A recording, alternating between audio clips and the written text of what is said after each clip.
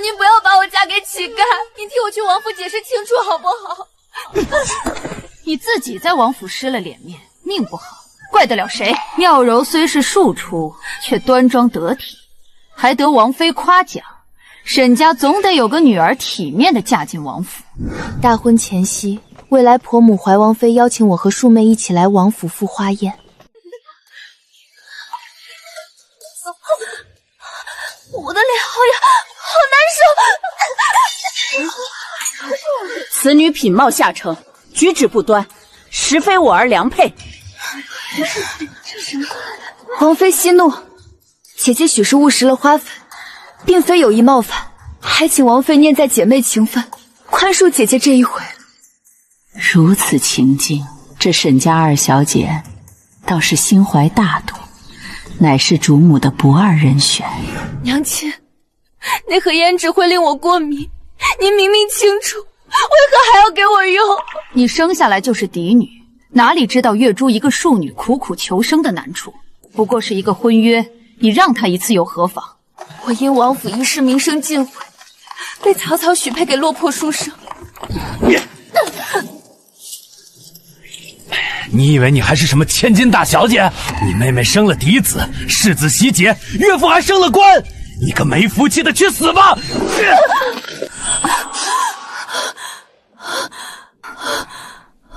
我没死，我竟然回到了大婚前夕，花宴当天。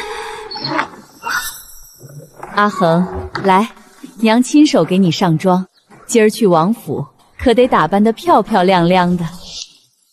前世就是这胭脂让我满脸红疹，在王妃面前丑态毕止。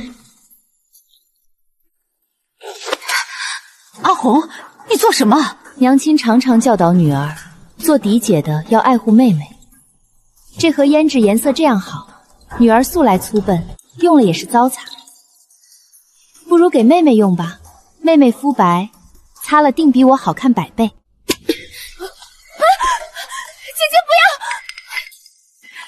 妹妹躲什么？娘亲特意备的胭脂，难道你是嫌弃娘亲的心意，还是嫌弃我这个嫡姐？阿红，你给我住手！哎呀，娘亲的胭脂，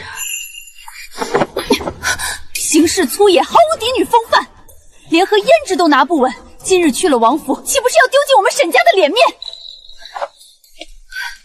还好还好，这千金一匹的流光锦没有弄脏。为了亲生女儿，你可真是煞费苦心。既然如此，这一世我要让你们知道什么叫自食恶果。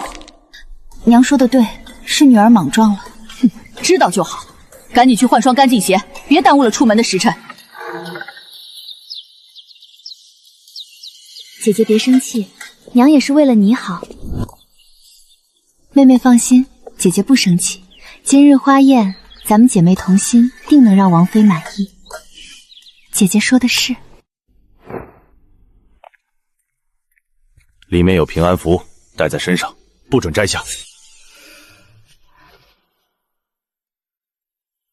这香味和刚才摔碎的毒胭脂一模一样，这也是有毒的。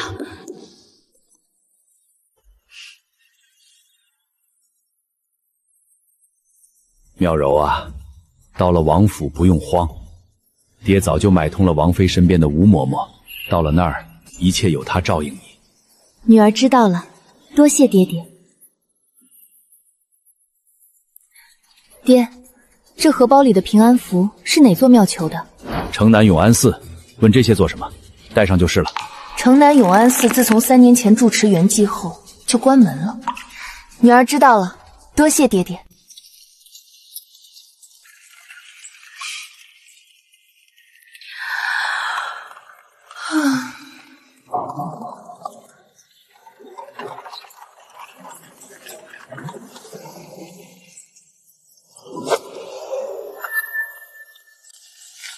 下。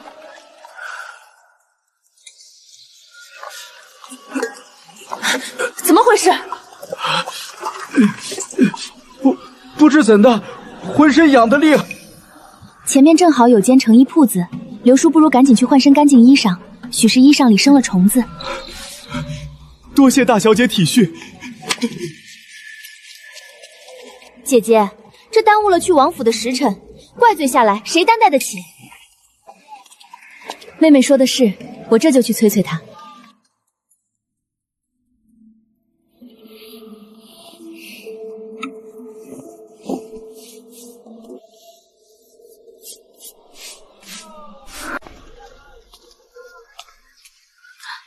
沈大小姐，这是……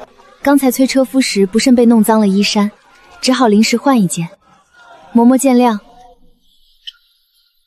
嬷嬷，我瞧你眼下无情，想是近来没睡好。这是我自己做的安息丸，睡前放在香炉里熏一熏，能安神助眠。这香味闻了真让人心神安宁。沈大小姐，您这是从何处学来的精妙方子？是家中长辈所传的偏方，雕虫小技罢了。沈大小姐有心了。说来王妃近来也常犯头风，夜里睡不安稳，府里的大夫开了许多方子都不见效。若有机会，定当为王妃分忧。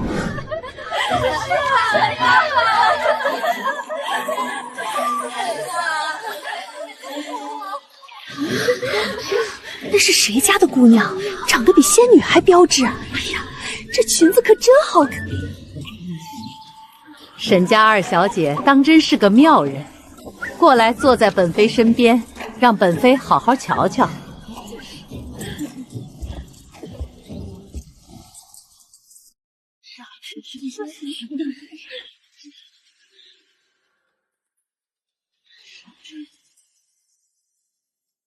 你就是与我儿有婚约的沈家大小姐，怎么穿得这样素净？回王妃，小女身为长姐，自当节俭持家，将好的留给弟弟妹妹，这是娘亲的教导，女儿不敢忘。原来如此，既与我儿有婚约，那便是我王府未来的人。来，坐在本妃身边。二小姐往旁边挪一挪吧。姐姐好手段。妹妹说什么呢？我不过是实话实说。倒是妹妹这身流光锦可真漂亮，比王妃身上那件还气派几分呢。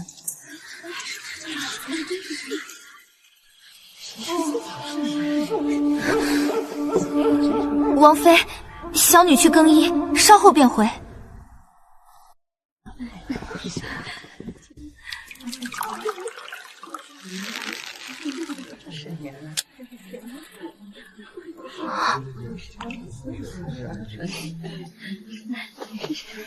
多谢沈大小姐赏赐，容奴婢多嘴一句，您那位妹妹可不是头一回来王府了。哦，她常跟着令堂来给王妃请安，每回都借口赏花往东跨院那边去。东跨院住的是二公子，奴婢亲眼见过，他和二公子在假山后面说话，还笑得很开心。庶妹勾搭庶弟，原来你们这对狗男女早就暗通冤屈了。这场戏真是越来越精彩了。今日赏花宴这般热闹，不如各家小姐轮番展示才艺，也好添些雅趣。王妃，小女愿献上一曲，为大家助兴。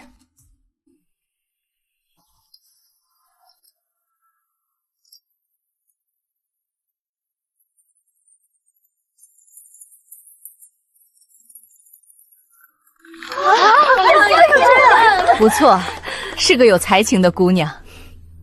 多谢王妃夸奖，我姐姐才学远胜于我，不如让姐姐也表演一二，让大家开开眼界。听说沈大小姐只会端茶倒水，琴棋书画样样不同，能有什么才艺？怕是要当众出大丑喽。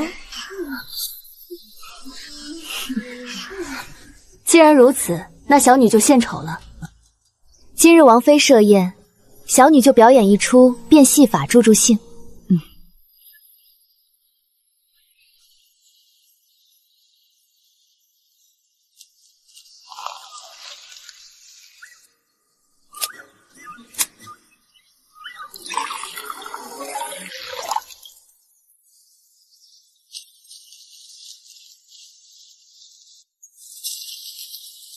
好好的名贵墨兰，根都挖出来捡烂了，这哪里是养花，分明是毁花。这墨兰明明已经枯败将死，他这般折腾，怕是彻底救不活了。这是九转培图法！你这起死回生的手艺是从何处学来的？王妃好眼力，这是祖母在世时教给我的。沈老夫人可是姓戚，江南人士。正是。当年本妃出阁前被庶妹所害，生了疹子，便请名医不得治，是沈老夫人用了一剂偏方才救回本妃。本妃一直想报答她老人家，可惜她走得太早。好孩子，你是个有福气的。取玉如意来。玉如意，那可是王府传给历代未来世子妃的定年轻物啊！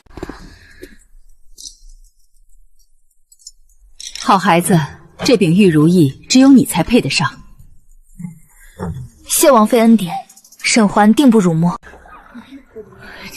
人恶！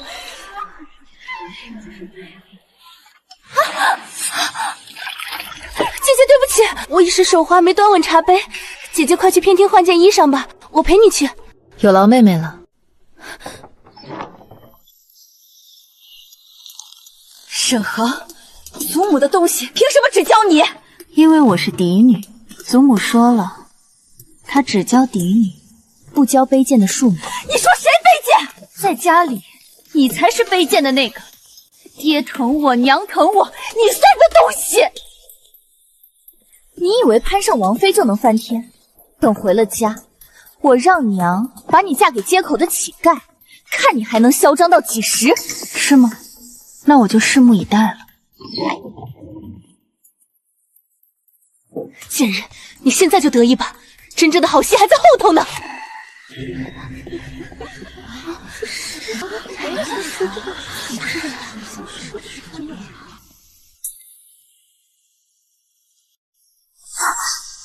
那不是我的手帕吗？厚颜无耻，简直厚颜无耻！到底是哪个不要脸的，竟然把外男的贴身之物搭进王府的宴席？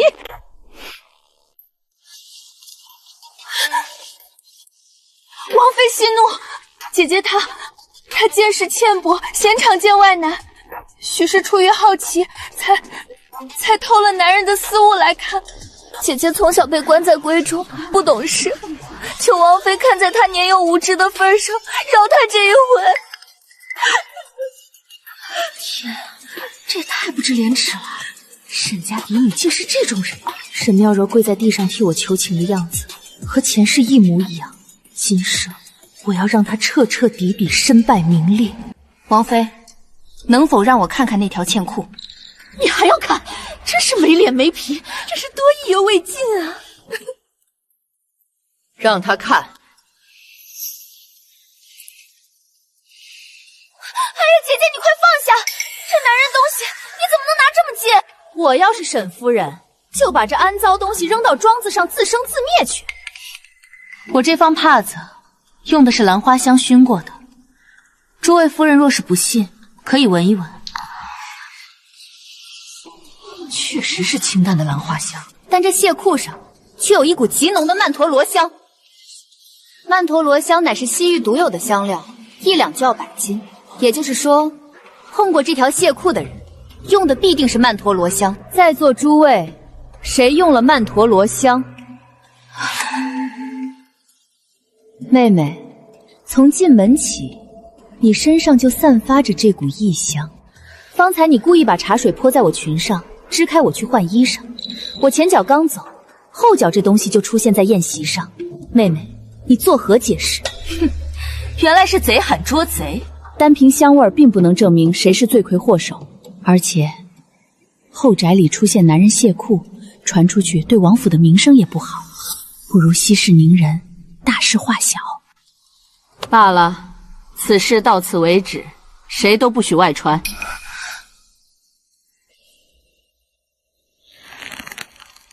姐姐，你机关算尽又怎么样？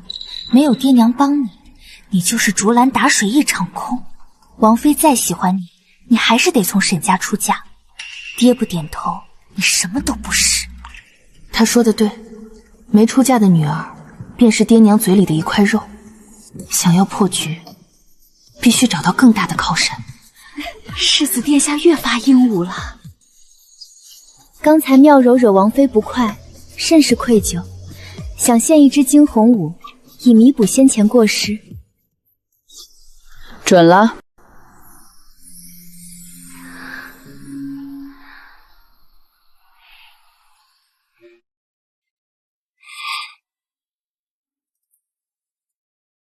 好。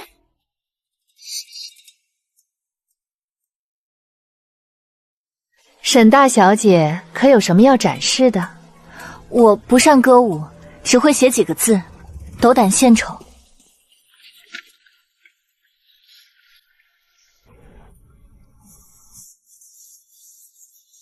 刮骨疗毒不剧痛，去腐生肌始见春。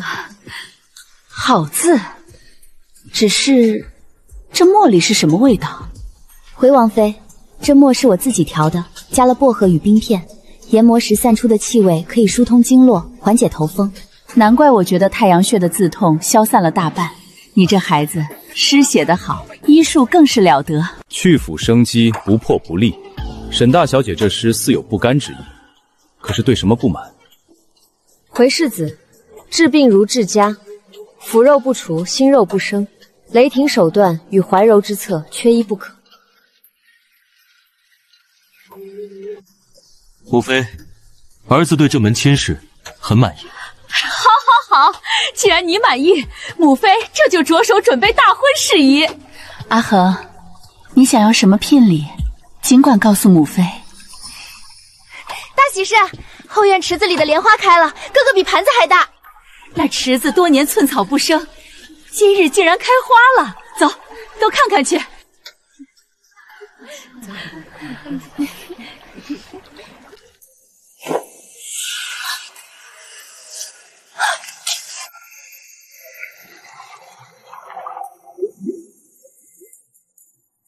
有人落水了，快救人！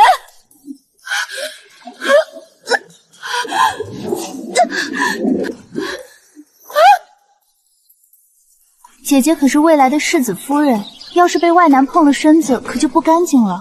还是等女使来吧。难道我又要死在这里了吗？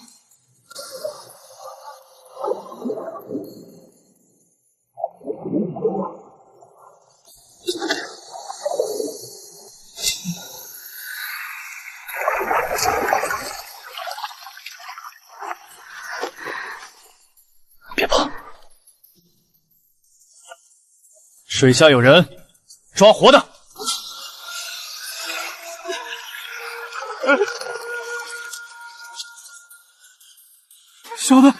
小的是见色起意，看沈大小姐生得好看，一时鬼迷心窍想摸一把，没想到把大小姐弄掉水里了。小的是下水去救她的。救她？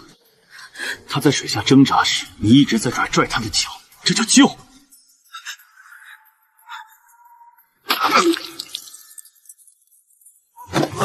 来人，给本妃查清楚，这人是谁安排进来的？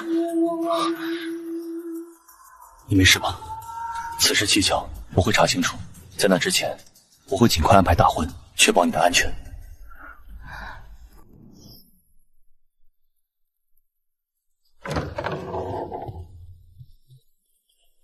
小姐，奴婢打听到了，那小厮叫福安，但他家里人在他出事之前就搬走了，去向不明。姐姐，你机关算尽又怎么样？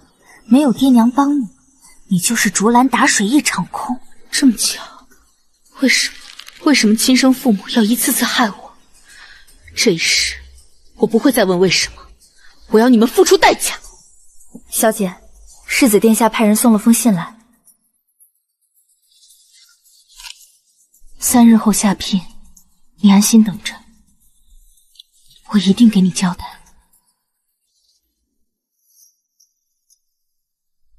王爷难得有空，不如考教一下两位沈小姐。王爷眼光毒，看看哪个更配咱们世子。若世子面临权力清河，四面楚歌，身为主母，当如何作为？回王爷，妾以为人父者当以本分为先，遇事隐忍退让，不争不抢，方能保全夫君与家族。以柔克刚，以退为进，才是女子的智慧。你呢？回王爷，看似站队，实则不站队。何解？四面楚歌之时，各方势力都在拉拢试探，若一味隐忍退让，旁人只会以为软弱可欺，变本加厉；但若贸然站队，一旦压错，便是万劫不复。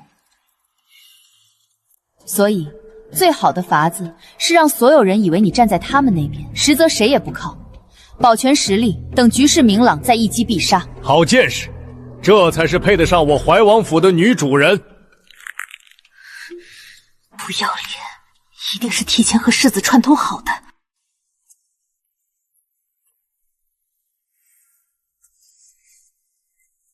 两世了，我终于拿回了属于自己的婚约。大小姐，您听说了吗？二小姐栽赃您的事儿传遍了京城，正经人家都不敢娶她。她把家世平平的公子都赶出去了，最后竟然去给怀王府的二公子萧燕晃做了妾。萧燕晃野心勃勃，收她不过是为了利用沈家对付世子，一个棋子换了个棋盘而已。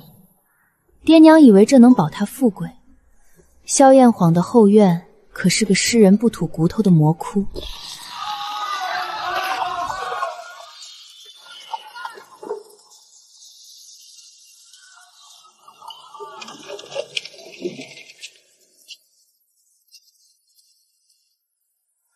哪怕是这顶侧门的小轿，也比我前世做的漏风破轿子好。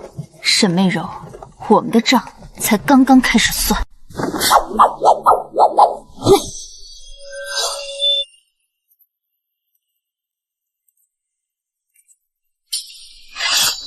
见过郡主，这是我做的香包，里面放了薄荷等提神药材，练武时佩戴，不容易头晕。你怎么知道我练完剑会头晕？猜的，郡主练的是快剑，转身多，气血上涌，难免眩晕。按说该我给你请安才对，嫂嫂，以后谁敢欺负你，我替你揍他。这是什么？又是留下的，不碍事。什么不碍事？宫里赏的祛疤膏，我用不上，你拿去用。多谢郡主。阿红，这个家以后就交给你了。两世为人，这是我第一次被人毫无保留的信任。我先走了，你好好休息。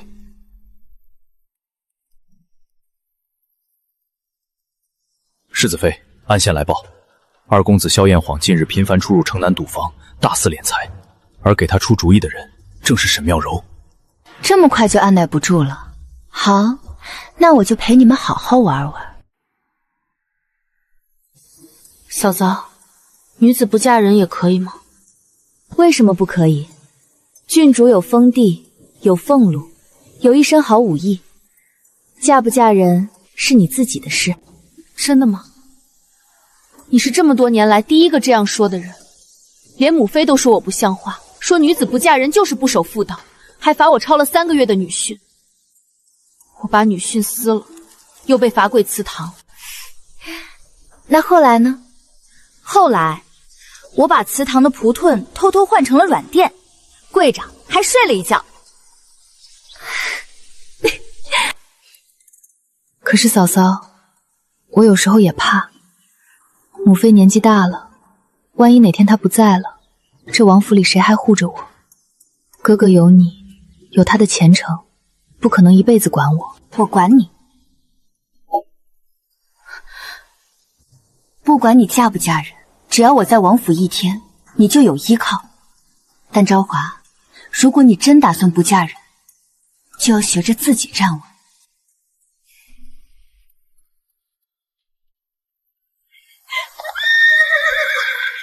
嫂嫂，快跟上！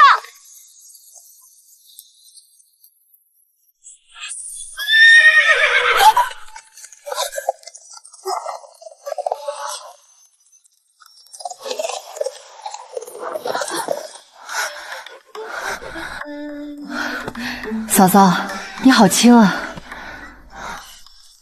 多谢女侠救命之恩。这是王府名下承袭的一间铺子，交给你了，去学着经营。给我？你不嫁人也行，但得有自己谋生的本事。万一有一天谁都靠不住了，你至少还有这个退路。嫂子，从今往后，你的事儿就是我的事儿。世子妃，二公子的人买通了王府采办，在世子的饮食里动了手脚。不要打草惊蛇，把他们下的东西悄悄换成假的。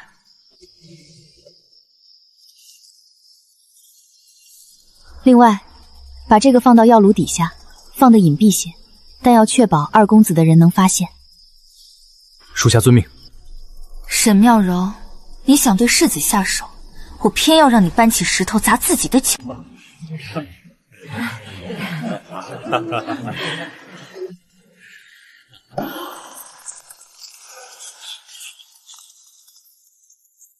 王爷、王妃，妾身有要事禀报。放肆！谁让你闯进来的？王爷明鉴，这是妾身在药炉里发现的毒药残渣，世子和世子妃正在暗中对王爷下毒。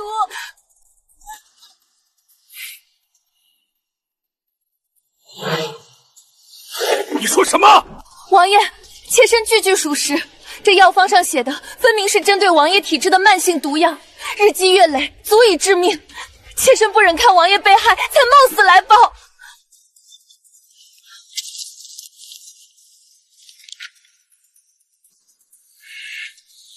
逆子，你给我解释！王爷，那份药方确实是我开的。你这个毒妇！但那不是毒药。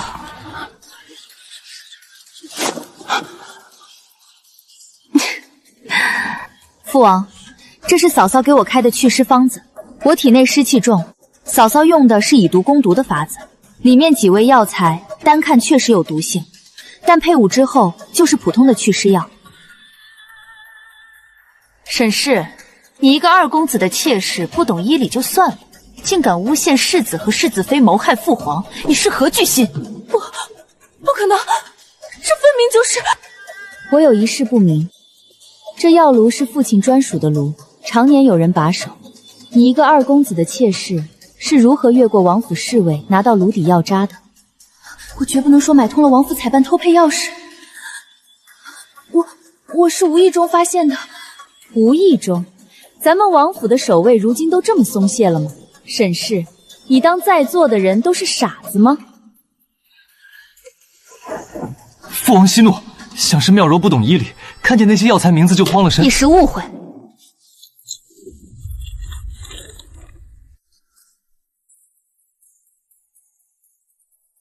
王爷，这是二公子近3个月来买通王府采办，在世子饮食中动手脚的人证物证，采办已经招了，画了押。这是二公子与沈妙柔密谋的书信，信中明确写着要陷害世子，取而代之。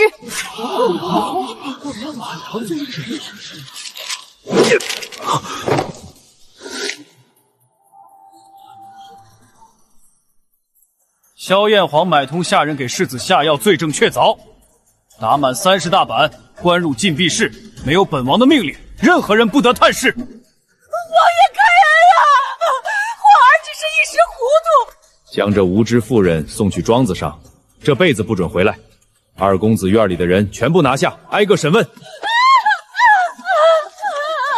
都听好了，世子乃是皇上亲封，地位不可撼动，世子妃更是王府未来的绝对的女主人。阿恒，这些房契就都交给你了。儿媳定不负父亲重托。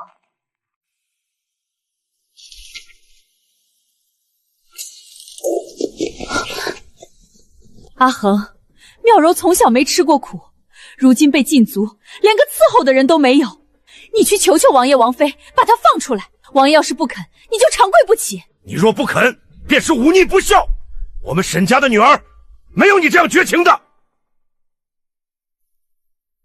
前世我被生生打死，你们连尸都没给我收，现在又想起我是沈家人了。爹娘，妙柔犯的事是诬陷世子，密谋夺嫡，这是王府的家事，也是朝廷的事，我一个世子妃管不了。你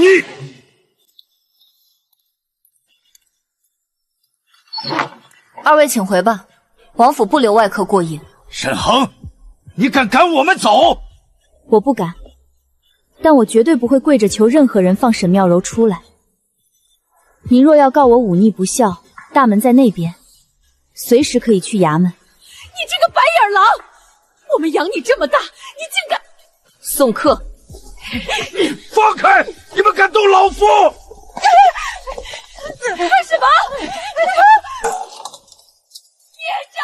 你会遭报应的！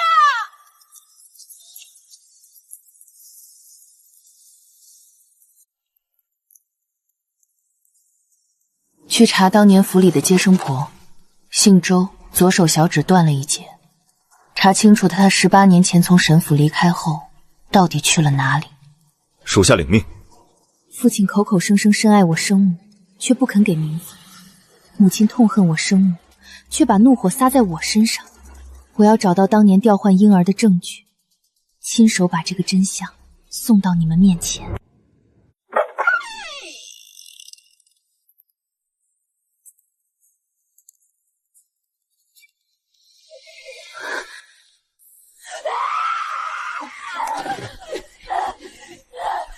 沈恒，都是你害的我！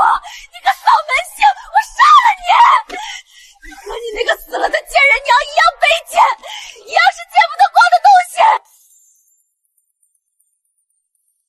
所以，你早就知道了。你早就知道我才是外室生的，而你才是嫡母的亲生女儿。那又怎样？爹娘不会放过你的，他们会来救我。是吗？如果爹知道你根本不是他心爱女人生的，如果他知道我才是那个人留下的唯一血脉，他还会护着你吗？什么？你说什么？爹救我！他胡说的，我才是您的女儿。周婆子，当年的接生婆，她明明说过，月娥的孩子身后背有个胎记，我专门检查了的。他骗了您，是夫人让他把2个孩子换了。您心爱的女人生的孩子被冠上嫡女名头，却被你忽视冷待18年，而夫人偷换的亲生骨肉，却顶着庶女的名分，享尽了您所有的娇宠与疼爱。爹，你别听他的，他骗你，坤孙婆婆，他嫉妒我。你们母女害得我好苦。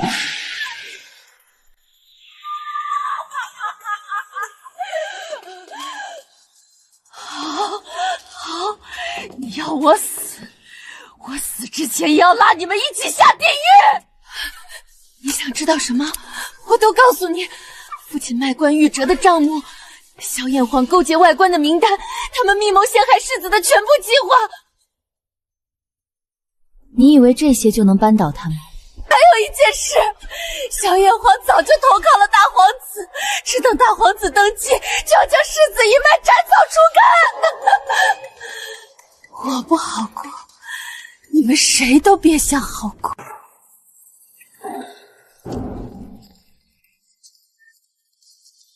嫂嫂，你给我的那间铺子，掌柜突然跑了。伙计说后院地窖里有条密道。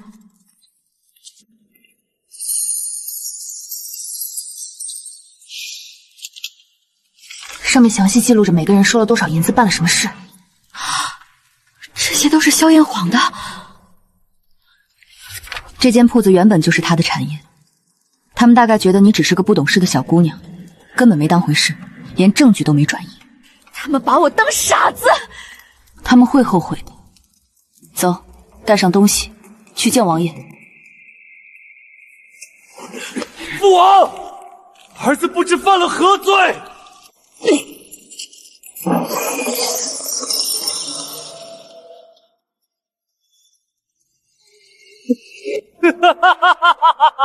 父王，识时务者为俊杰。大皇子早就和朝中半数官员勾结了，包括您那位沈亲家。皇位势在必得，您现在回头支持大皇子还来得及。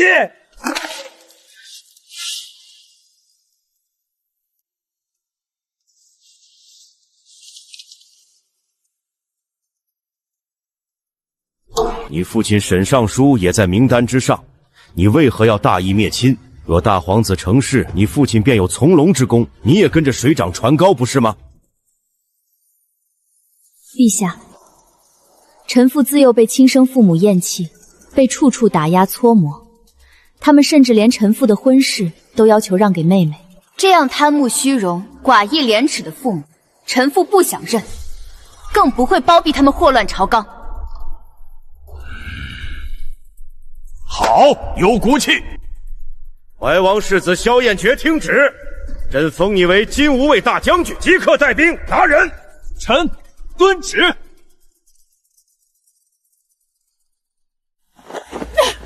老奴在王府伺候20年，对王妃忠心耿耿，不知何处得罪了世子美，要受此屈辱。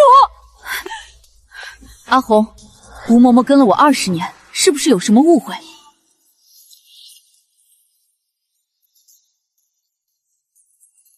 那是你父亲收买吴嬷嬷的证据，每月多少银两，传递了什么消息，事无巨细，白纸黑字。我待你不薄，你竟然拿王府的私事换银子，简直无耻至极！老奴一时贪财，求王妃饶命，老奴再也不敢了。发卖了！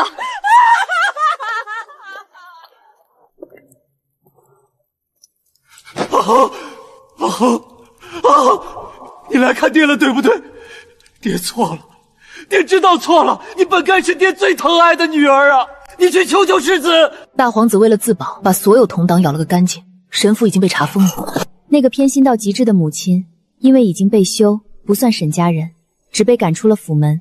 她身无分文，流落街头，最后沦为了乞丐。皇上最痛恨党争，一怒之下将沈家满门问斩。救救爹！阿恒，救救爹啊！晚了。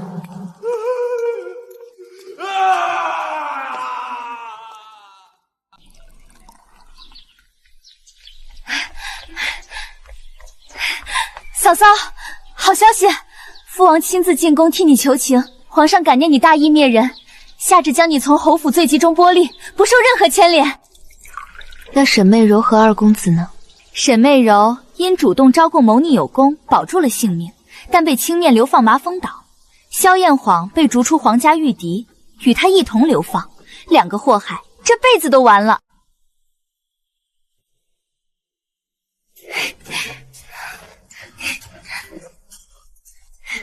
嫂嫂，你看，这是你教我的第一门生意，虽然才刚起步，但上个月就已经开始盈利了。是不是大仇得报了，反而觉得心里空落落的？割肉还母确实痛，但腐肉不挖干净，伤口永远不会好。那就别回头看了，往前看，你还有百草园，还有你引为傲的医术，还有我哥啊。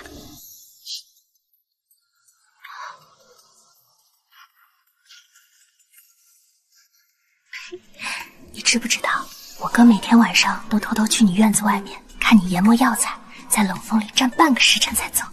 什么？还有更离谱的。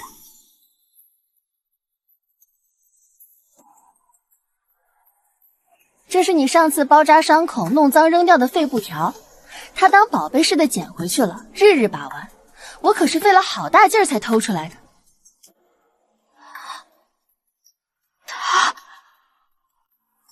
我哥就是个彻头彻尾的闷骚，嘴上一句多余的话不说，背地里干的事儿比画本子还要肉麻。嫂嫂，不管你接不接受他，这王府的大门永远是你的家，我永远坚定地站在你这边。前世我死在柴房里，像被抛弃的垃圾，这一世竟有人把我随手丢弃的东西封在心口，日夜珍藏。这颗冷了2世的心脏忽然跳得好用力。嫂嫂，你到底感不感动啊？感动的话，今晚别关院门了，行不行？让我哥进去说句话，别让他在墙头喝西北风了。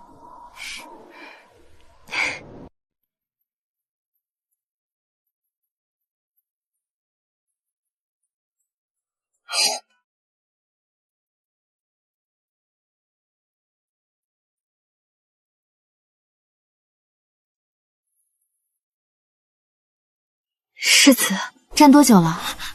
不久。肩上都白了，外面冷，进来说吧。太晚了，怕扰你休息。进来说。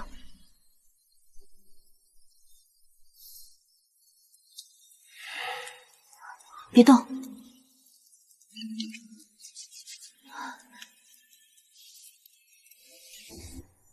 金吾卫大将军白天在朝堂上指挥千军万马，晚上一个人站在雪地里动手指，传出去，不怕御史参你体统不修？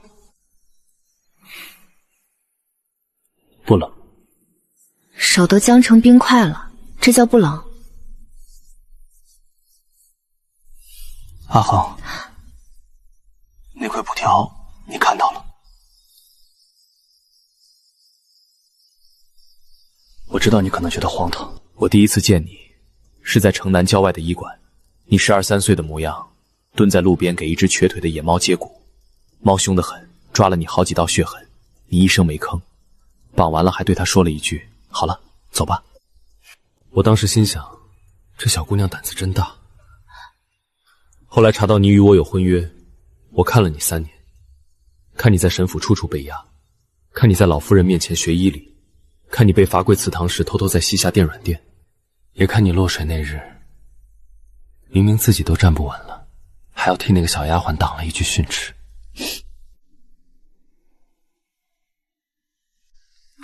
你怎么什么都知道？因为是你。萧燕绝，你别再站在外面了，往后你进来。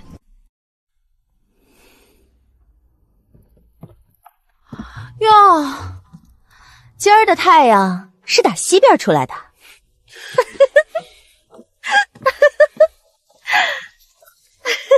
哥，你要是敢让我嫂嫂不开心，我就把你练功房的锁换了，让你宿在院子里冻成冰棍。百草园的账目昨日送来看了，盈利300两，你账上平白少了20两，买的什么？就买了些弓箭，练武用的。练武用的弓箭前天才配了新。嫂嫂，他如今自己经营铺子，花些自己的钱买些自己的东西，你管那么多做什么？唉，我懂了，我的存在妨碍你们眉目传情了。嫂嫂，今晚别关院门啊！我哥要是再动一宿，明天朝堂上都要打喷嚏了。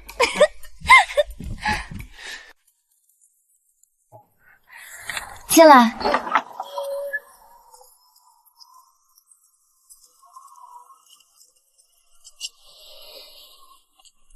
厨房今夜炖的，你晚上没怎么用膳。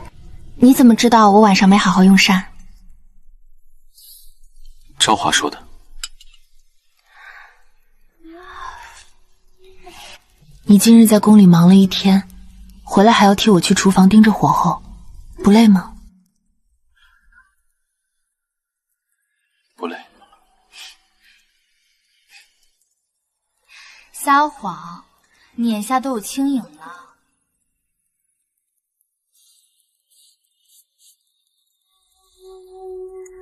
明日让厨房给你炖些黄芪鸡汤，你总是不肯好好歇着，铁打的人也熬不住。你管我？我不管你，谁管你？你是我夫君，病了还得我来医。你省些银子，我这百草园还能多进几味好药。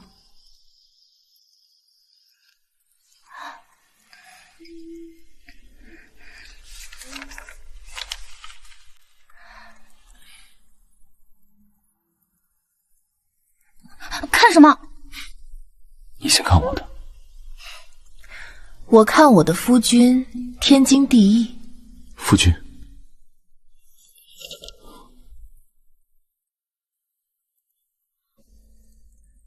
萧燕绝，你以后想看我，便光明正当的看，不必偷偷的。阿恒，你昨日说往后我进来，那你也答应我一件事，往后你心里若有不痛快，别一个人扛着，告诉我。好。夜了，你该歇息了。那你呢？暖阁的榻够宽，外头雪又下大了，你来回沾了寒气，明日还要早朝，别耽误正事。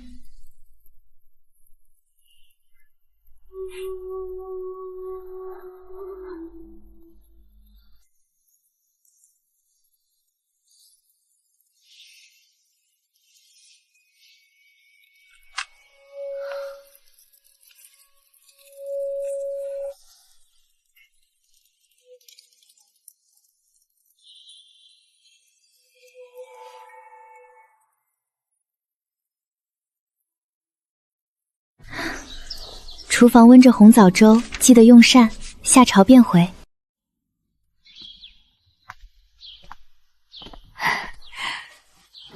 阿恒来的正好，昨日那银耳羹可还合胃口？回母妃，很好。是燕绝特意吩咐厨房炖的，还叫人去河挑心，忙活了半个时辰。我这儿子从前连自己膳月用了几多菜都不知道，如今倒学会操心人了。世子回府，让他去歇着吧，不必过来应酬。母妃，今日朝中如何？尚可。大皇子一党的余孽清查的差不多了，皇上今日心情不错。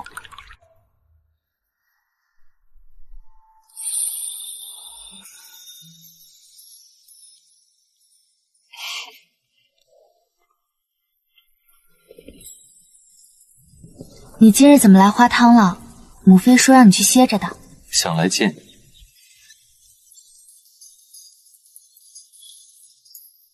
昨日那个字条，我收起来了。往后你若要留字条则无妨，写长一些有识字，看得懂。阿恒，我会写长一些的。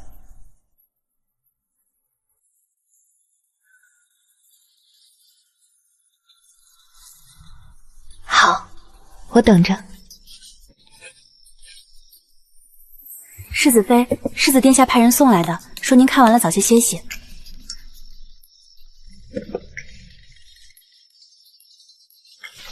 今日早朝时，窗外飞过一只喜鹊鸟。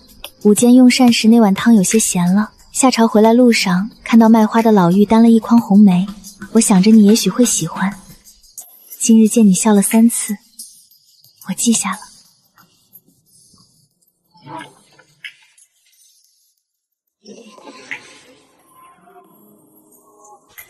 萧燕哲，你再站一会儿，我就去给你开门。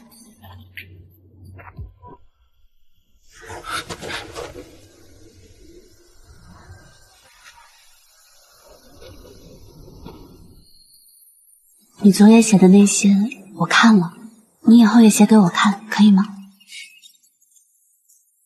好。萧燕泽，今晚你别一个人睡了，长榻太硬太冷。